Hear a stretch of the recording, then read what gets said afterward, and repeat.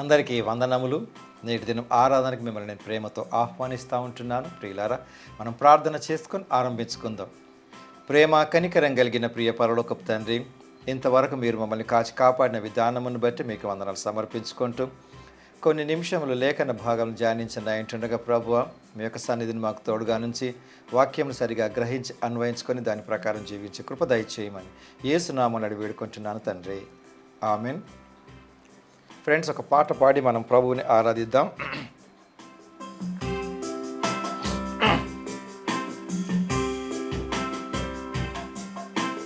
యేసే నా పరిహారీ, ప్రియ యేసే నా పరిహారీ, నా జీవిత కాలమెల్లా ప్రియ ప్రభువే నా పరిహారీ, నా జీవిత కాలమెల్లా ప్రియ ప్రభువే నా పరిహారీ, యేసే నా పరిహారీ, ప్రియ యేసే నా పరిహారీ, నా జీవిత కాలమెల్లా ప్రియ ప్రభువే నా పరిహారీ. ఎన్ని కష్టాలు కలిగినను, నన్ను కృంగించే బాధలెన్నో, ఎన్ని కష్టాలు కలిగినను, నన్ను కృంగించే బాధలెన్నో, ఎన్ని నష్టాలు శోభిల్లినా ప్రియ ప్రభువే నా పరిహారీ, యేసే నా పరిహారీ, ప్రియ యేసే నా పరిహారీ, నా జీవిత కాలమెల్లా ప్రియ ప్రభువే నా పరిహారీ, నన్ను సాతాను వెంబడించిన, నన్ను శత్రువు ఎదిరించిన, నన్ను సాతాను వెంబడించిన, నన్ను శత్రువు ఎదురించిన, పలు నిందలు నన్ను చుట్టిన,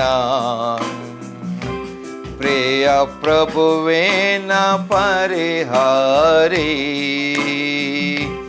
పలు నిందలు నన్ను చుట్టిన, ప్రియ ప్రభువే నా పరిహారీ, యేసే నా పరిహారీ, ప్రియ ప్రభువే నా పరిహారీ, నా జీవిత కాలమెల్లా ప్రియ ప్రభువే నా పరిహారీ,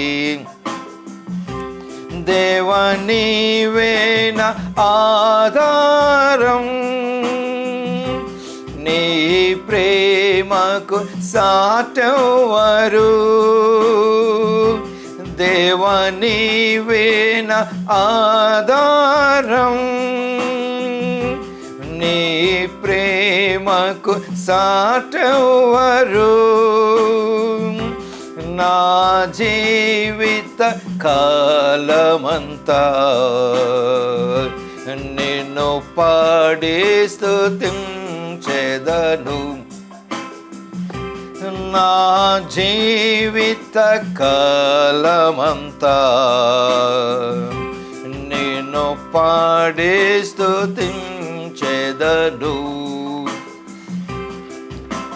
యేసే నా పరిహారి, ప్రియ యేసే నా పరిహారి, నా జీవిత కాలమెల్లా ప్రియ ప్రభువే నా పరిహారి. యేసే నా పరిహారి, ప్రియ ప్రభువే నా పరిహారి, నా జీవిత కాలమెల్లా ప్రియ ప్రభువే నా పరిహారి.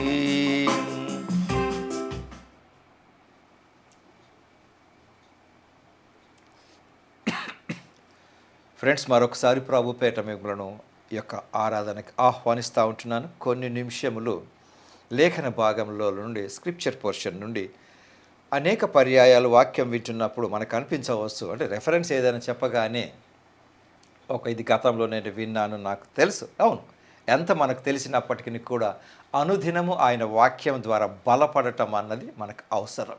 ఎంత తెలిసినప్పటికీ కూడా మేబీ అనేకులకు అంటే వయసుల ప్రకారం నీకు దానితో పరిశుద్ధ గ్రంథంతో ఉన్నటువంటి కనెక్షన్ ప్రకారంగా డైలీ వాటిని అన్వయించుకోవటం మూలంగానో లేకపోతే చదవటం మూలంగానో నాకు వాక్యం కంటత అవ్వచ్చు.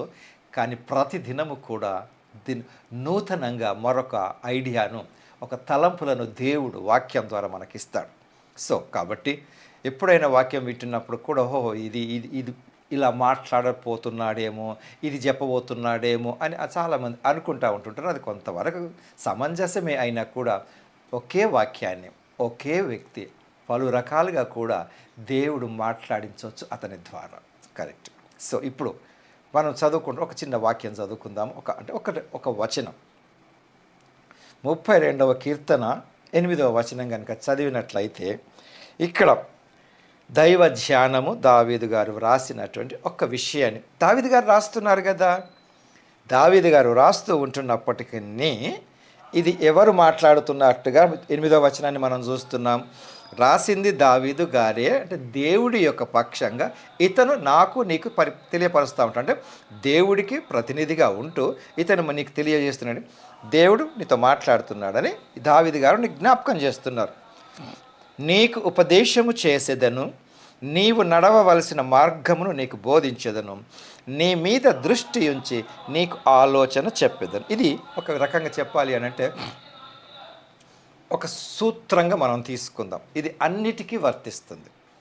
నడవవలసిన మార్గం అని అంటే కేవలం రోడ్డు మీద నడవటమే కాదు. నువ్వు ఏ స్టెప్ తీసుకోవాలి దానిని అంటే చాలా లోతుగా అని అనుకోవాల్సిన అవసరం కూడా, సింపుల్గా మనం ఆలోచించాలి. నువ్వెక్కడికి వెళ్ళాలి, ఏ పని చేయాలి అన్న విషయాన్ని ఈయన మనకు దేవుడు నీతో మాట్లాడతాడు అన్న విషయాన్ని దావీదు గారు ఈ 32వ కీర్తన 8వ వచనంలో జ్ఞాపకం చేస్తున్నారు. కాబట్టి ఫ్రెండ్స్, దేవుడు నీకు ఉపదేశం చేస్తున్నాడా? కాదు అంటానికి వీల్లేదు. నాకెప్పుడు చెప్పారండి అని అంటానికి వీల్లేదు. ఏదో ఒక రకంగా దేవుడు నీకు ఉపదేశం చేస్తాడు, నీవు నడవవలసిన మార్గాన్ని నీకు బోధించాడు, నీ మీద దృష్టి ఉంచి ఉన్నాడు, నీకు ఆలోచన చెప్పేద్దాం. ఇవన్నీ అవుతున్నాయి 4 విషయాలు. నేను నీకు ఉపదేశము చేసేదను. సరే, యవనస్తుల విషయంలో కనుక తీసుకున్నట్లయితే యవనస్తులకు కూడా దేవుడు ఉపదేశం చేస్తున్నాడు. ఏంటి? నువ్వే స్టడీ చేయాలి, ఏ జాబ్ చేయాలి, ఎక్కడ సెటిల్ అవ్వాలి. దేవుడి యొక్క ప్రణాళిక ఆల్రెడీ ఉంది. కానీ కొన్ని సందర్భాలలో ఆ దేవుడి పైన నేను ఆధారపడకుండా ఉంటూ నా స్వజ్ఞానం ద్వారా నేను ఇతరుల ద్వారా ప్రభావితం అయినాను, ఇన్ఫ్లుయెన్స్ చేయబడ్డాను. అప్పుడేమవుతుంది? దేవుడు అసలు నా కొరకు ఏం చేసుకున్నాడన్న విషయాన్ని నేను ఎరగను, తెలియదు. కాబట్టి నా మార్గంలో నా ఆలోచన చెప్పుననే నేను వెళ్తాను. ఓకే, నేను ఇది కావాలి, ఇలా ఉండాలి. కరెక్ట్, మంచిదే. కానీ దేవుడు నీకు ఉపదేశం ఎలా మాట్లాడతాడండి అన్న విషయానికి వస్తే చూడండి, అందరికీ ఒకే రకంగా ఒకే విధంగా మాట్లాడడు. ఎందుకు అంటే నాకు శరీరానికి నేను వాడేటటువంటి భోజనం అయి ఉండొచ్చు, నేను తీసుకునే ఆహారం అయి ఉండొచ్చు, ఈవెన్ నేను వాడే సోప్ అయి ఉండొచ్చు. నేను వాడే సోప్ అందరికీ సూట్ అవుతుందని నేను అనుకోకూడదు. నా శరీరానికి తగినట్లుగా నాకు కొన్ని సూట్ అవుతాయి, కొన్ని సూట్ కావు. అదే రకంగా ప్రతి ఒక్కరి విషయంలో దేవుడు డిఫరెంట్ వేస్లో మాట్లాడుతూ ఉంటుంటాడు. ఎప్పుడండి నేను ఆ భాషను అర్థం చేసుకోగలిగినప్పుడు. ఉపదేశము ఒకటి వాక్యం ద్వారా మాట్లాడతాడు, నువ్వు దాన్ని చూసి చదివినప్పుడు ఓకే ఈ వాక్యము నా గురించి అని. లేదు, ఇతరుల ద్వారా కూడా మాట్లాడతాడు. ఏ రకంగానండి?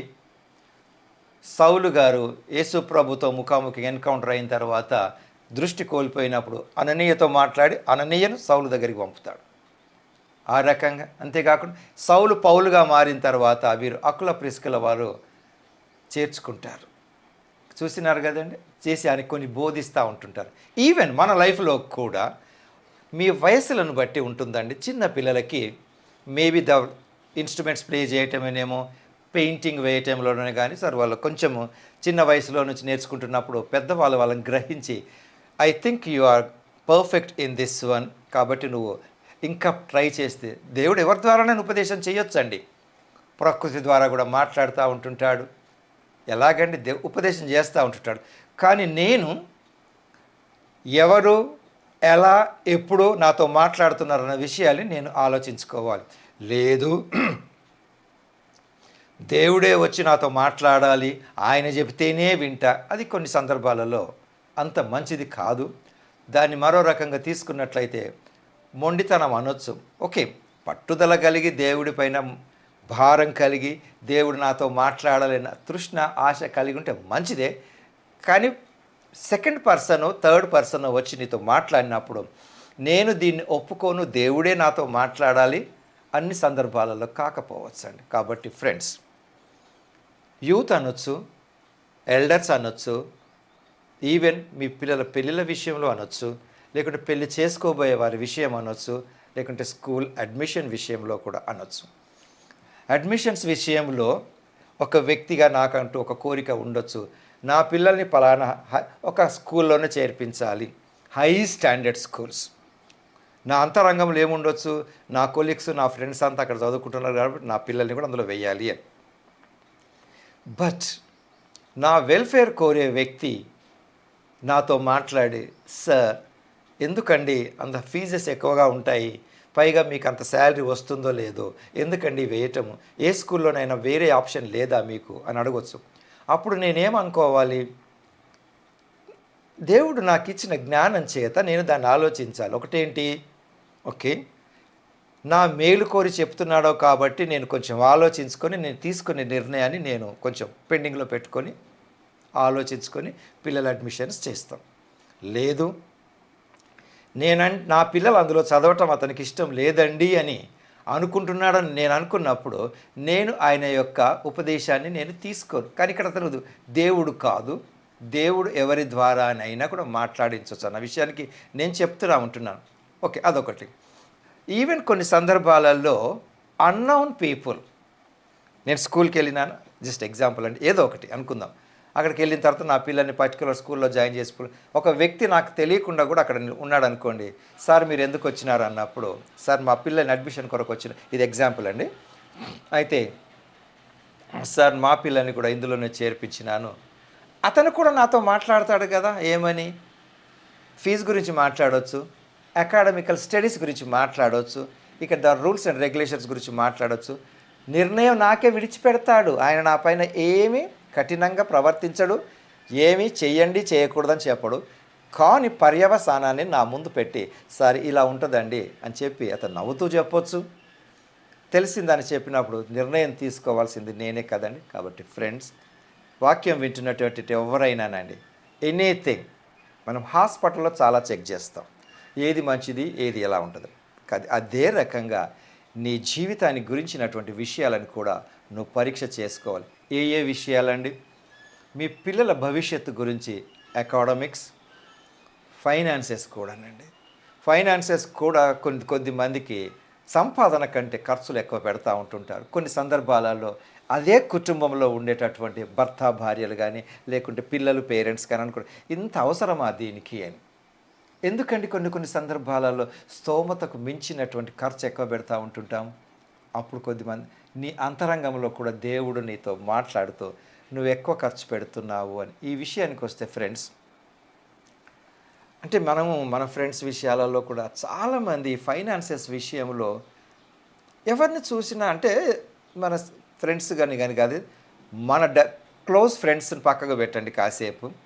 క్లోజ్ ఫ్రెండ్స్ వాళ్ళకి మరొక సర్కిల్ ఉంటుంది కదా, వాళ్ళని గమనించండి. మనం మాట్లాడుకుంటున్నప్పుడు ఫ్రెండ్స్ మాట్లాడుకుంటూ ఉంటుంటారు, సరే అన్న అనుకుంటారు, పేరు పెట్టి పిలుచుకుంటారు, అరే వాడు అప్పులలో ఉన్నాడట. ఎందుకు అప్పులైనాయండి? ఒకటి అంటే అతనికి సంపాదన సరిపోకనా? I'm not saying that your సంపాదన అందరికీ చాలా వరదల బారి ఉంది అని అట్లా ఎవరికి ఉండదు. ఇక్కడ కూడా దేవుడు నాతో మాట్లాడి ఉంటాడా లేదా అన్న విషయానికి వస్తే, డబ్బు ఖర్చు పెట్టే విషయాలలో కూడా తప్పకుండా నీ అంతరంగం ఎప్పుడో నేను గద్దించి ఉంటుందండి. అప్పులు చేసేటప్పుడు, అప్పులు ఇచ్చేటప్పుడు కొన్ని సందర్భాలలో, అంటే అందరి అని కాదు కానీ కొన్ని విషయాలు వింటున్నప్పుడు నేను ఎక్స్పెక్ట్ చేసినటువంటి డబ్బు నాకు టైంకు అందకపోవచ్చండి. నేను ఎంతగానో ఒక వ్యక్తిని నమ్మి, ఈవెన్ ఏదో ఒక చిన్న పని కొరకు కూడా చాలా విచిత్రమైనటువంటి సంఘటనలు మనం చూస్తూ ఉంటుంటాం కదండి. చెల్లెకి ఫీజు కొరకు అన్నగారు కష్టపడి చెల్లెకి డబ్బులు ఇస్తే, ఆ ఫీజును బ్యాంకుకి వెళ్ళి కట్టడం కొరకు ఆమె ఫ్రెండ్ వాళ్ళ అన్నకు ఇచ్చి, ఒకసారి ప్లీజ్ నేను బ్యాంకుకి వెళ్ళలేను మీరు వెళ్ళండి అన్నప్పుడు, అతను బ్యాంకుకు వెళుతూ కూడా అతను ఖర్చు పెట్టుకున్న కేసులు కూడా విన్నారు కదండి. అంటే అందరూ అలా ఉంటారని కాదు, దేవుడు నీతో మాట్లాడుతూ ఉంటుంటాడు. కాబట్టి నువ్వు తీసుకునేటటువంటి నిర్ణయము ఏ విషయాలలోనే, అకాడమిక్స్, పిల్లల అడ్మిషన్స్ విషయంలోనేమి, ఇల్లు కొనే విషయంలోనేమి, తర్వాత ఎనీ పెద్ద ఖరీదైన వస్తువు కొనే విషయంలోనేమి, పెళ్ళిళ్ళ విషయంలోనేమి, ఇక్కడ అంటే నువ్వు తీసుకున్న నిర్ణయము ఒక్కొక్కసారి తప్ప రైట్ అనేది కాకపోయినా, అల్టిమేట్లీ ఈ వచన ప్రకారం నేను మీకు ఇచ్చేటటువంటి ఇన్ఫర్మేషన్ ఏంటంటే మీకు తెలియదని కాదు. మరొకసారి ఆలోచించవలసింది, దేవుడు నీకు ఉపదేశం చేస్తాడు ఏ రకంగా. ఇప్పుడు నేనేం చేయాలి? సో ఎగ్జాంపుల్, నేను ప్రయాణం అవుతా ఉన్నాను, నువ్వు నడవలసిన మార్గాన్ని నీకు చెప్తానంటున్నాడు కదండి. సరే, ఒకప్పుడు ప్రయాణాలు ఇంత సులువుగా ఉండేవి కావు, కానీ క్షేమంగానే వెళ్ళొచ్చారండి. ఇంత ఈ రకంగా అసలు అనుకున్న ఒక కొద్ది గంటల్లోనే ప్రయాణం వెళ్ళిపోతూ ఉంటున్నారు. అది ట్రైన్ అనండి, ఫ్లైట్ అనండి, even with your own vehicle అనండి. ప్రయాణానికి ముందు కూడా కొన్ని కనుక్కుంటాం మనం. ఎవరిని కనుక్కుంటాము? సరే, ఫ్లైట్స్ అయితే ట్రావెల్ ఏజెంట్ మనకు చెప్తాడు, సార్ ఫలానా ఈ ట్రావెల్ అయితే ఈ ఎయిర్లైన్స్. Okay fine. ఎయిర్లైన్స్ తర్వాత next comes to the luggage. A airline luggage ఎక్కిస్తుంది? ఓకే. ఏ ఎయిర్లైన్స్ 500 టికెట్ కాస్ట్ తక్కువ ఉంటుంది. ఇవన్నీ చూస్తాం కదా, ట్రావెల్ ఏజెంట్ చెప్తాడు. అది పార్ట్ 1 అయిపోయింది. నెక్స్ట్ పాయింట్ ఏమొస్తుంది? ట్రావెల్లో నేనేమేమి తీసుకెళ్ళకూడదు, ఏమేమి తీసుకెళ్ళవచ్చు కనుక్కుంటాం కదా. నెక్స్ట్ ఎంత వెయిటింగ్ పీరియడ్, ఇవన్నీ ఎలా కనుక్కుంటా? ఎవరు చెప్తున్నారండి నీకు? డైరెక్ట్గా దేవుడు కాదు కదా. సో బట్ స్టిల్ కొన్ని సందర్భాలలో మీరు ఇలా వెళ్ళకూడదండి, కొంచెం కష్టం అవుతుంది. క్లియర్గా నీకు ఎవరో చెప్తున్నారు, అది బట్ ఏది ఏమైనా నువ్వు దాన్ని ఎలా రిసీవ్ చేసుకుంటున్నావు అదొకటి. ఫ్లైట్ తర్వాత నెక్స్ట్ మోడ్ వచ్చేసి మనకు ట్రైన్లో ట్రావెల్ చేసేటప్పుడు కూడా ఎక్కడి నుంచి ఎక్కడికి, Secunderabad to Chennai, Secunderabad to New Delhi. Okay, which train గూగుల్లో సెర్చ్ చేస్తున్నారు, సరే అది కొంత ఇన్ఫర్మేషన్ మీకు ఇస్తుంది. అపార్ట్ ఫ్రమ్ దట్ ప్రయాణించిన వ్యక్తుల్ని కనుక్కుంటాం. ఆ వ్యక్తి తెలిసినా తెలియకపోయినా, అంటే మొదటిసారి అయినప్పుడు, లేదు నువ్వు ఉండే కాలనీలోనే ఒక వ్యక్తి ఉంటాడు, అసలు నీకు పరిచయమే లేదు, కానీ అతని దగ్గరికి వెళ్ళి తలుపు కొట్టి పరిచయం చేసుకొని, సార్ ఇలా అనుకుంటున్నానంటే ఏదైనా దాన్ని, మీరు ఇంతకుముందు అక్కడికి వెళ్ళి వచ్చినారట, ఎలా ఉంటుందండి, will check from.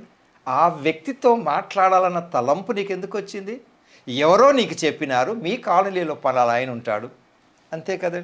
Then including on road travel చేసేటప్పుడు కూడా ఏ రోడ్డు సమ్టైమ్స్ గూగుల్లో మనం చెక్ చేసినప్పుడు, okay example Hyderabad to Kakinada, Hyderabad to Rajahmundry, Hyderabad to Achampet, Hyderabad to Adilabad.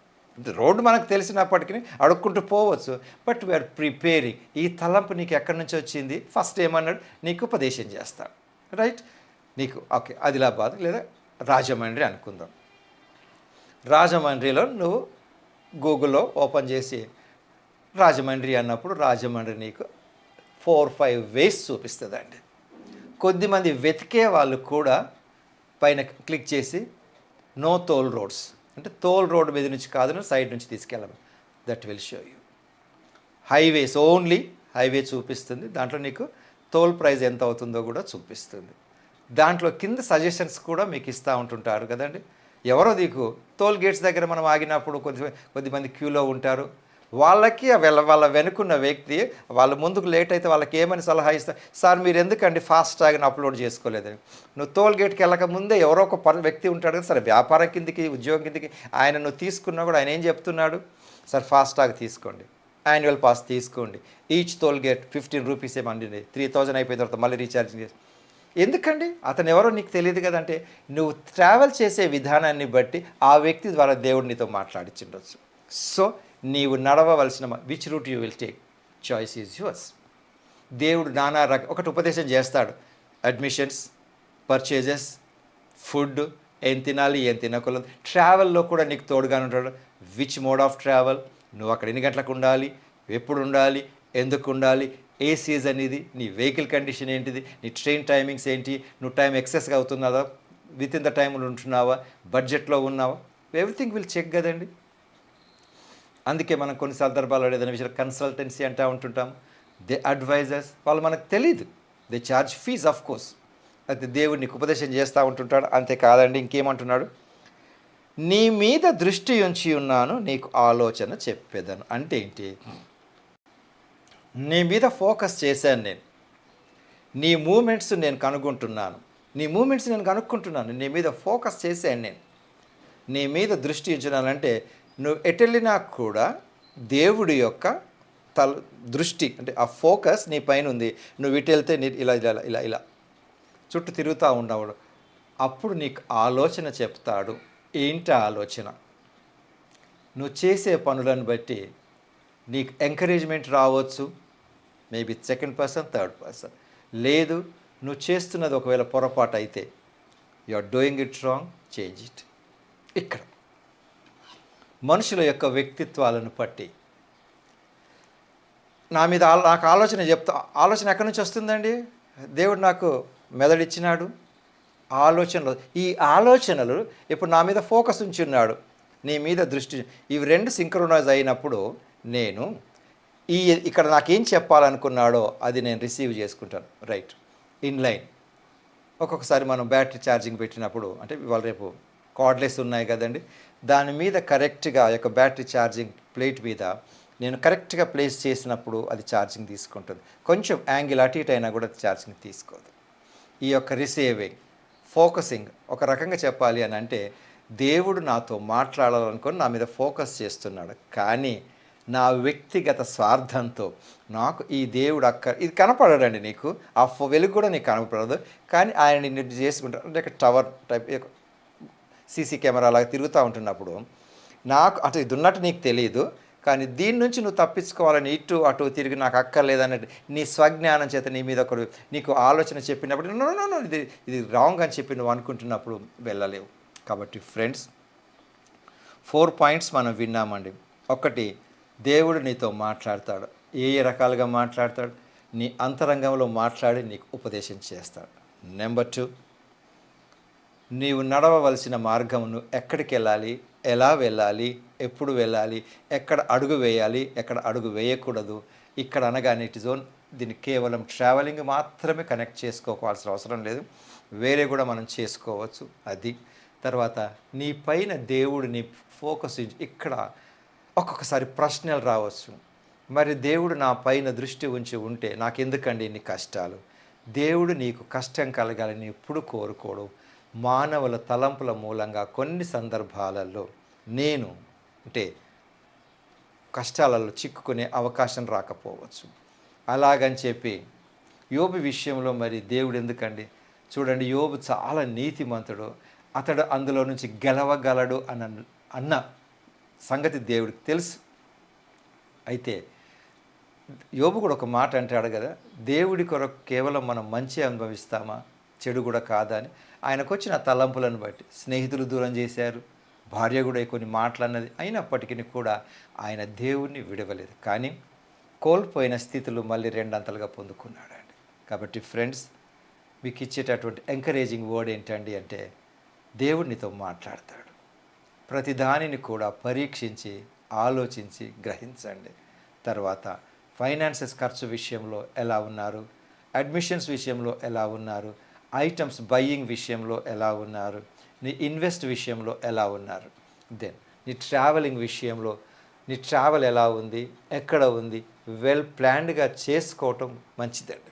కొన్ని సందర్భాలలో ట్రావెలింగ్ చేసేటప్పుడు అసలు ఇక 4 అవర్స్ ట్రావెల్ కూడా 10 అవర్స్ అవ్వచ్చు, 8 అవర్స్ అవ్వచ్చు. ఎందుకంటే ఎలా అవుతుందంటే నా ప్లానింగ్ సరిగా లేదు కాబట్టి, ఎక్కడ నేను బ్రేక్ఫాస్ట్ చేయాలి, ఎక్కడ పెట్రోల్ పోయించుకోవాలి, ఎక్కడ ఏంటిది అన్న విషయాలు.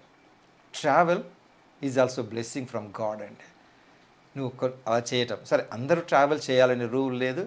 ఎవరిని ఎక్కడ దేవుడు పెడతాడో వాళ్ళని అక్కడ ఉంచుతాడు, వాళ్ళని వాడుకుంటాడు. తర్వాత నీ పైన మాత్రం దృష్టి ఉంచి ఉన్నాడు. అంటే ఆ దేవుడి యొక్క ఫోకస్ ఎప్పుడు నీ పైన ఇలా ఉంది. అది నీకు ఆలోచన చెప్తా ఉంటుంటాడు, నువ్వు అర్థం చేసుకోవాలి ఈ తలంపులు ఎక్కడి నుంచి వచ్చినాయని. అప్పుడు తప్పకుండా నీవు ఒక ఆశీర్వదింపబడిన వ్యక్తిగా అనేకులకు ఉంటావు. నేను ఆశీర్వదింపబడటానికి వస్తువులు, వాహనాలు, నివాసాలు కాదండి. నేనెంతవరకు ఆనందంగా తృప్తికరంగా ఉన్నానన్న విషయం కూడా కావాలి. దేవుడి అందు నేను ఆనందిస్తుంటున్నప్పుడు తప్పకుండా ఆయన అది ఆయన నా పట్ల ఏమనుకుంటున్నాడో గ్రహింపగలిగిన శక్తి, నడిపింపు దేవుడిస్తాడు. అటు కృప మనందరికీ, వాక్యం విన్న ప్రతి ఒక్కరికి, యవనస్తులకు, పిల్లలకు, పెద్దలకు, అందరికీ దయచేయనుగాక. ఆమెన్. ప్రార్థించుకుందాం. ప్రేమ కనికరం కలిగిన ప్రియ పరలోకపు తండ్రి, మీరు మాకు ఇచ్చినటువంటి ఈ యొక్క ఉపదేశమును బట్టి మీకు వందనాలు చెల్లించుకుంటూ, ఇంకను మీపైన ఆధారపడి జీవించే కృప దయచేయమని యేసు నామములో అడిగి వేడుకుంటున్నాను తండ్రి. ఆమెన్. ఫ్రెండ్స్, మంచిది. తిరిగి కలుసుకొని పర్యంతం ప్రభు కృప మనకు తోడై ఉండును గాక. ఆమెన్.